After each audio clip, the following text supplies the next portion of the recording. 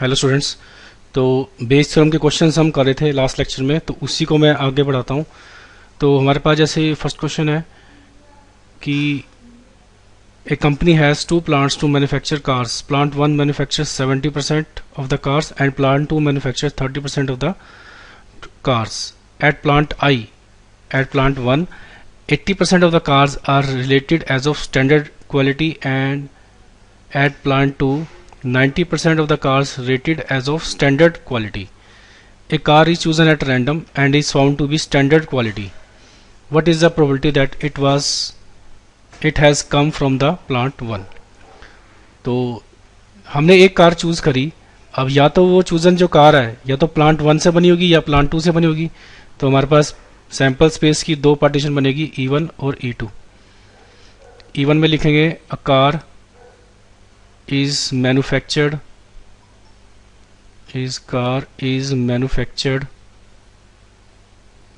From plant 1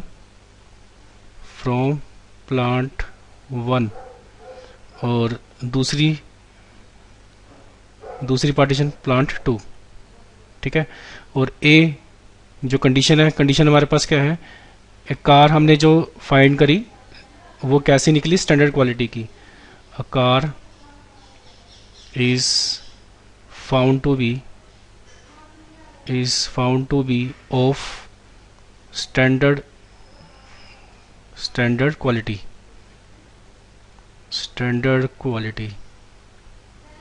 ठीक है। तो हमें जो प्रोबेबिलिटी निकालनी है, what is the probability that it has come from the plant 1, यानी कि E1 की प्रोबेबिलिटी निकालनी है अंडर द कंडीशन A। तो बेस थ्योरम का formula probability of E1 into probability of A given E1, नीचे आ जाएगा probability of A E1 into probability of A given E1 plus probability of E2 into probability of A given E2। तो सबसे पहले E1 की car जो choose करी है हमने प्लांट 1 में से, तो प्लांट 1 में से 70% कार मैन्युफैक्चर हो रही है, तो इसकी प्रोबेबिलिटी आ जाएगी 70/100 और E2 की आ जाएगी 30/100, क्योंकि 30% कार जो है मैन्युफैक्चर जो कार है वो प्लांट 2 से बन रही है। और ए गिवन E1 की प्रोबेबिलिटी क्या हो जाएगी, तो पहले तो मैं यहाँ पे E1 की प्रोबेबिलिटी लिख देता हूँ 70/100। अब ए गिवन E1 पे आते हैं। ए गिवन E1 का मतलब क्या है कि अगर कार प्लांट 1 से बनी है तो क्या प्रोबेबिलिटी है वो स्टैंडर्ड क्वालिटी की होगी। तो हमारे पास देखो यहाँ पे लिखा हुआ है at plant 1 80% of the cars are rated as of standard quality, यानी कि जो कार प्लांट 1 से बनी है उसमें से 80% जो कारें हैं वो स्टैंडर्ड क्वालिटी की है। तो ए गिवन E1 की प्रोबेबिलिटी कितनी हो जाएगी 80/100, नीचे सेम आ जाएगा 70/100 इंटू 80/100 प्लस E2 की प्रोबेबिलिटी 30/100। अब ए गिवन E2 का मतलब है कि अगर कार प्लांट 2 से बनी है तो क्या प्रोबेबिलिटी है कि वो स्टैंडर्ड क्वालिटी की होगी। तो इसके लिए हमें प्रोबेबिलिटी दे रखी 90%, तो ये हो जाएगी 90/100। तो 100 इंटू 100 तो कट जाएगा ऊपर नीचे दोनों से, तो ऊपर आ जाएगा 70 इंटू 80, नीचे रह जाएगा 70 इंटू 80 प्लस 30 इंटू 90। ठीक है, इसको सोल्व कर लेते हैं। अब इसमें से भी हमारे पास देखो 100 जो है कॉमन आएगा, तो ऊपर आ जाएगा 56 और नीचे आ जाएगा 56 प्लस 27। ठीक है, तो 56 इनको ऐड कर देते हैं, ये आ जाएगा 83। तो हमारे पास आंसर आ गया 56/83। नेक्स्ट क्वेश्चन है 3 urns are given each containing red and black balls as indicated below. इस तरह से हमारे पास 3 urns हैं और ये हमारे पास ये रेड एंड ब्लैक कलर की बॉल्स पड़ी हैं इसके अंदर। An urn is chosen at random at a ball is drawn from that urn। The ball drawn is red, find the probability that the drawn ball is either from urn 2 और urn 3। तो सबसे पहले तो partition. अब क्योंकि हमारे पास जो हमने बॉल चूज करी या तो urn 1 से होगी या urn 2 से urn 3 से, तो 3 पार्टीशन बनेगी। A ball is chosen from urn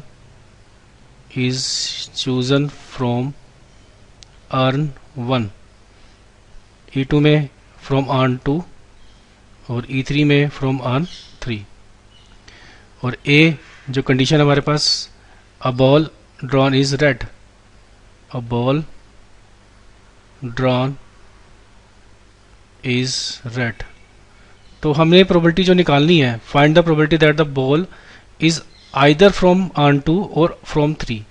इसका मतलब हमने E2 गिवन ए और E3 गिवन ए, इसकी प्रोबेबिलिटी निकालनी है। तो मतलब हमको प्रोबेबिलिटी जो निकालनी है वो निकालनी है E2 given A union E3 given A, इसकी प्रोबेबिलिटी निकालनी है।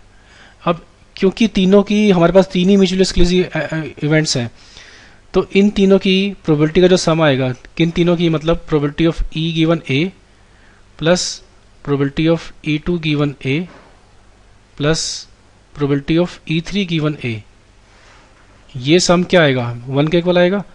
तो अब देखो यहाँ पे यूनियन है, तो मैं इसको ऐसे लिख सकता हूँ, probability of E2 given A plus probability of E3 given A. तो इसको मैं लिख सकता हूँ 1 minus probability of E1 given A. ठीक है, तो मतलब मुझे अब ये प्रोबेबिलिटी निकालनी है E1 गिवन ए की। तो इसकी प्रोबेबिलिटी निकालते हैं। तो probability of E1 given A, base formula probability of E1 into probability of A given E1, नीचे वही दोनों चीज़ें आ जाएंगी प्लस। ठीक है, तो शुरू करते हैं। सबसे पहले A1 की प्रोबेबिलिटी E1 की। तो E1 में हमारे पास, एक बार इसका डाटा लिख लेते हैं फिर दोबारा से।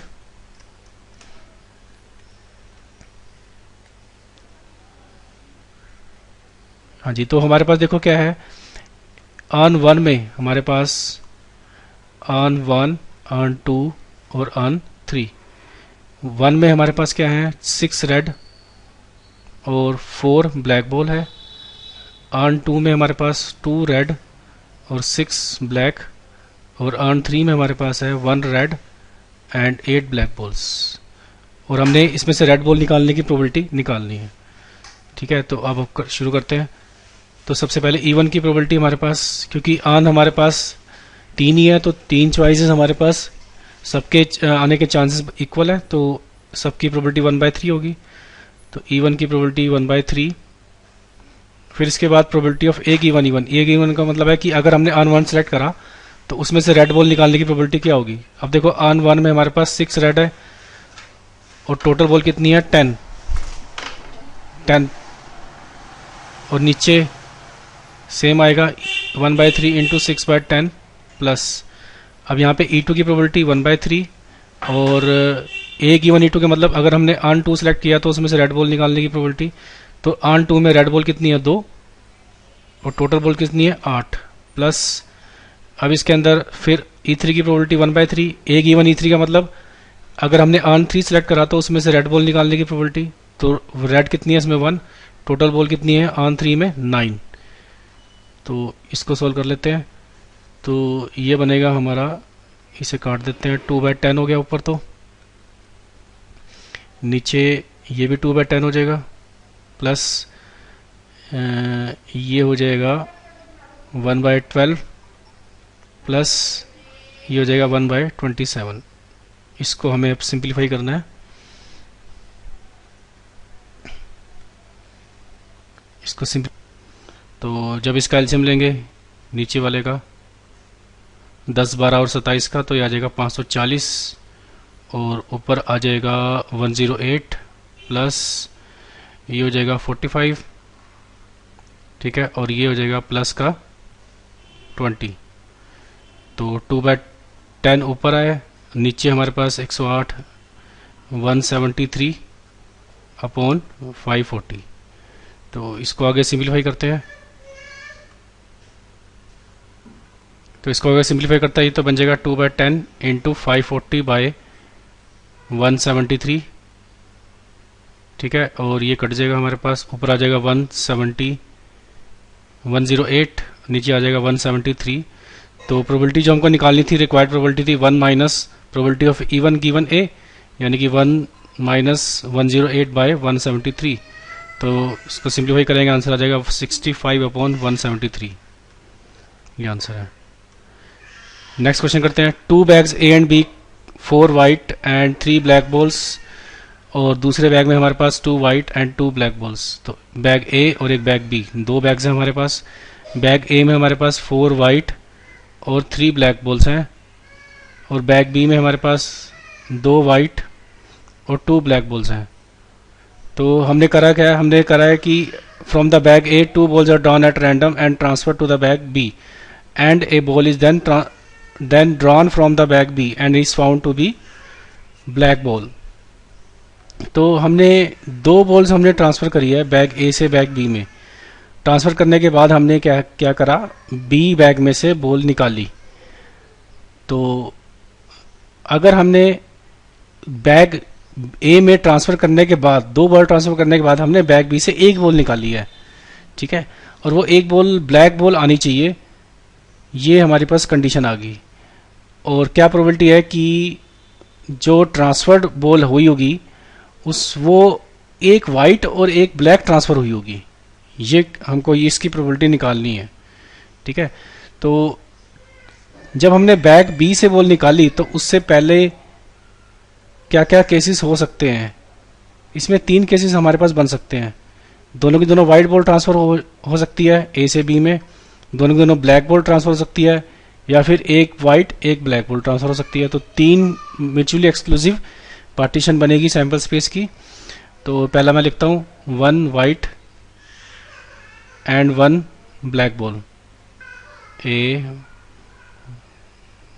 Black ball, a black ball is drawn, a black ball is drawn from bag B। तो ये हमारे पास है। तो हमें जो प्रोबेबिलिटी निकालनी है वो निकालनी है कि एक वाइट और एक ब्लैक बॉल ट्रांसफ़र हुई होगी बैग ए से बैग बी में, यानी कि हमें इवन की प्रोबेबिलिटी निकालनी है अंडर द कंडीशन ए। तो फार्मूला हमारे पास है probability of even into probability of A given even, और नीचे हमारे पास फिर वो तीनों का सम आएगा, ठीक है। तो सबसे पहले इवन की प्रोबेबिलिटी, इवन हमारे पास क्या, इवन का मतलब क्या है कि एक वाइट और एक ब्लैक बॉल ट्रांसफ़र हुई। तो टोटल वाइट ए में कितनी है, 4, ठीक है, और टोटल ब्लैक कितनी है इसमें, 3।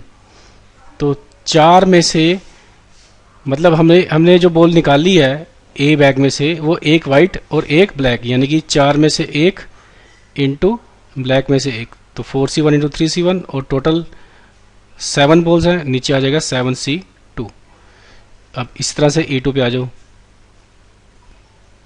E2 की प्रोबेबिलिटी 2 वाइट बॉल ट्रांसफ़र करी है हमने, तो नीचे तो 7C2 रहेगा, ऊपर कितना आ जाएगा 4C2। ऐसी ही हमारे पास प्रोबेबिलिटी ऑफ E3, नीचे तो 7C2 रहेगा, ऊपर क्या रहेगा, दोनों के दोनों ब्लैक बॉल ट्रांसफ़र करिए, तो इन 3 में से दोनों ट्रांसफ़र करी होगी, तो 3C2 ऊपर। अब इसको सिंप्लीफाई करते हैं, तो वैल्यूज पुट कर देते हैं। इवन की प्रोबेबिलिटी इसको सोल्व कर लेंगे तो ये आ जाएगा 12/7C2 इंटू, अब ए गिवन इवन का मतलब क्या है, ए गिवन इवन का मतलब है कि अगर हमने बैग 1 से 1 वाइट एंड 1 ब्लैक ट्रांसफ़र करी होगी तो उसमें से ब्लैक बॉल निकालने की प्रोबेबिलिटी क्या है। तो अगर 1 ब्लैक और 1 वाइट ट्रांसफ़र हो चुकी है तो बैग बी में कितनी बॉल्स आ गई, वाइट 3, और ब्लैक कितनी होगी इसके अंदर, 3 ब्लैक होगी। तो उसमें से हमने वाइट ब्लैक बॉल निकालने की प्रोबेबिलिटी निकालनी है। तो ब्लैक बॉल टोटल कितनी है, 3, और टोटल कितनी है, 6, तो यहाँ पर आ जाएगा 3/6, ठीक है। अब आगे बढ़ते हैं। नेक्स्ट, नीचे तो वही रहेगा सेम, क्योंकि यहाँ पे फार्मूला के हिसाब से ये बनेगा इंटू 3/6। अब आ जाओ प्लस प्रोबेबिलिटी ऑफ E2 की प्रोबेबिलिटी हम यहाँ से निकाल चुके हैं, 4C2 6 होता है, 6/7C2 इंटू, अब ए गिवन E2 का मतलब ये है, ए गिवन E2 का मतलब क्या है, यहाँ पे देखो, यहाँ पे 2 वाइट बॉल ट्रांसफ़र हो चुकी है बैग बी में। तो 2 वाइट बॉल अगर ट्रांसफ़र हो चुकी है तो इसका मतलब अब की बार जो है हमारे पास वाइट कितनी आ गई, हमारे पास 4 वाइट आ गई और 2 ब्लैक। तो 4 वाइट और 2 ब्लैक होने के बाद बैक बी में से ब्लैक बॉल निकालने की प्रोबेबिलिटी निकालनी है। तो बैक बी में ब्लैक बॉल्स कितनी है, 2, टोटल बॉल कितनी है, 6, तो इसकी प्रोबेबिलिटी कितनी हो जाएगी, 2/6, 2/6। फिर प्लस नेक्स्ट है E3 की प्रोबेबिलिटी, E3 हमने ये निकाला है 3C2, 3C2 3 होता है, नीचे 7C2 इंटू। अब आते हैं probability of A given E3। A given E3 का मतलब क्या है कि अगर हमने 2 ब्लैक बॉल ट्रांसफर कर दी बैक बी में, ठीक है, 2 ब्लैक बॉल ट्रांसफर कर दी बैक बी में, तो अब हमारे पास बैक बी में देखो क्या है, 2 वाइट और 4 ब्लैक। तो इन सब में से ब्लैक बॉल निकालने की प्रोबेबिलिटी निकालनी है। तो 4 ब्लैक है और टोटल 6 है, तो 4/6 इसकी प्रोबेबिलिटी हो जाएगी ए गिवन E3 की 4/6। तो जब इसको सिंप्लीफाई करोगे तो 7C2 तो कॉमन आके कट जाएगा, ठीक है, तो हमारे पास यहाँ पे ये बचेगा। और देखो 6 भी कट रहा है, 7C2 इंटू 6 ये सारा कट जाएगा, तो ऊपर आ जाएगा 36, नीचे रह जाएगा 36 प्लस ये 12 और ये प्लस 12, तो 36 ये हो जाएगा 24 और यहाँ पे 60 रह जाएगा, ये कट जाएगा, तो आंसर आ जाएगा 3/5। हाँ जी, आंसर 3/5।